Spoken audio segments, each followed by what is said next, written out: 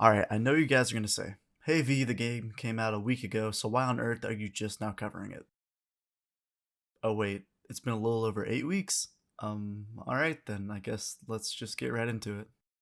As someone who's never delved into the quote-unquote Grand Theft Auto killer, Saints Row, I had no idea what I was getting into. Nevertheless, whenever I watched the trailer for this game and heard about the premise, I knew I had to give it a try. So for this review, I'll break this summary into bite-sized pieces for you as the viewer to enjoy. So without further ado, the first section that I'd like to talk about is the overall story of this game, so be mindful of major spoilers for the plot of this game. The story opens up with a typical American dream.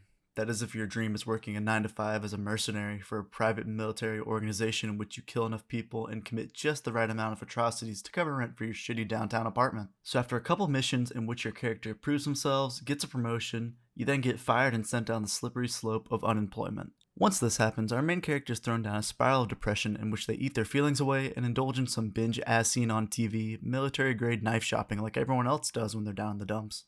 So after wallowing in their own self-pity, and a couple missions later, you with your character's ex-gang member friends decide to start up a criminal empire of your own, dubbed the Saints.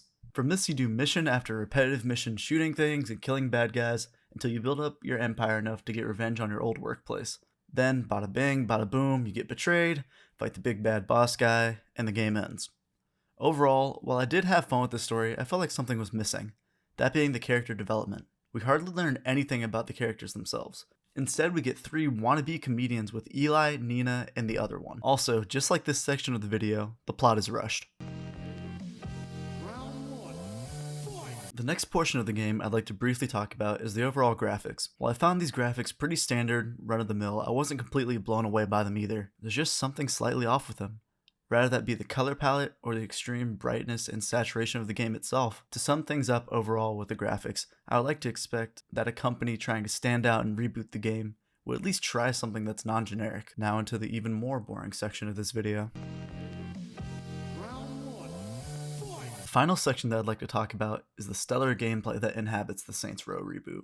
The majority of playtime was spent doing the same thing over and over again, and while I felt like I was expecting different results, it turns out I wasn't exactly insane. Despite me trashing on this game this much, towards the beginning and near the end of the game there were some unique missions. However, with the activities in the in-between part of the game, the meat and potatoes of the game just felt like glorified filler. Honestly, the best way that I could describe the gameplay is extremely linear. The only thing besides main story and fetch quests that you can do is get collectibles and do some boring tasks to build up your source of revenue. However, with how much I am dogging on this game, I did really like the hoverboard sections.